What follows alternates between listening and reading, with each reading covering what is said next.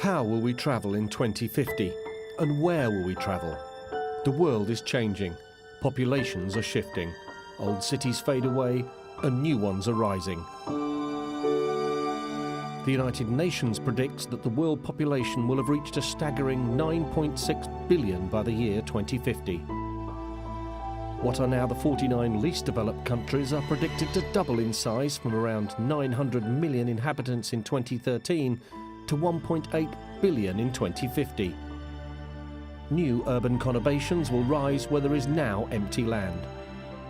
The world in 2050 will be a very different place. In 2014, 3 billion passengers worldwide boarded an aircraft, and according to the Air Transport Action Group, this is expected to double by 2032. This story of growth is benefiting every corner of the globe, and not least the Middle East, with Oxford Economics estimating that nearly 2 million jobs and around $116 billion of GDP are supported by aviation. This rise in the number of air passengers will mean that more air routes will need to be created, and the focus of our air travel will also have to change.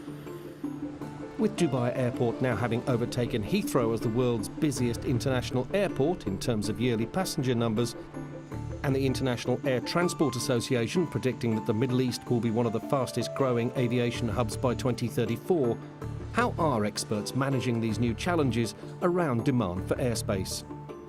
A holistic approach to air traffic management looks at all the needs of the stakeholders, so that's social, political, economic, environmental needs, and plans future airspace concepts and operational concepts to be able to meet the needs of all those stakeholders.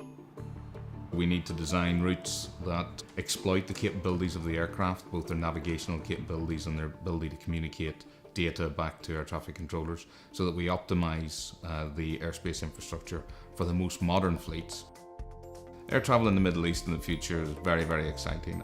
In our industry, we've always talked about a gate-to-gate concept, so managing aircraft from the pushback from the terminal to the land again at the other terminal and managing that whole flight. So why can't we expand that concept? Your journey starts when you plan to leave the house, so let's embrace the technology that's out there, the data that's available to be able to plan your whole journey, and the air traffic system will be part of that. If 5 years ago I would have told someone that we will be the busiest airport in the world, I'm pretty sure a lot of people would have laughed. But we have achieved that. We had over 71 million passengers traveling through the Dubai airports in 2014, and that shows you that even though it is small in size, but our ambition is quite great. There's little doubt that our skies are changing. It's clear that aviation has been an incredible growth story across the world, and not least the Middle East. So what's next? As we move towards the next stage of aviation travel, it's clear that in 2050, air traffic management will be very different from today and will be a vital component in unlocking new economic growth.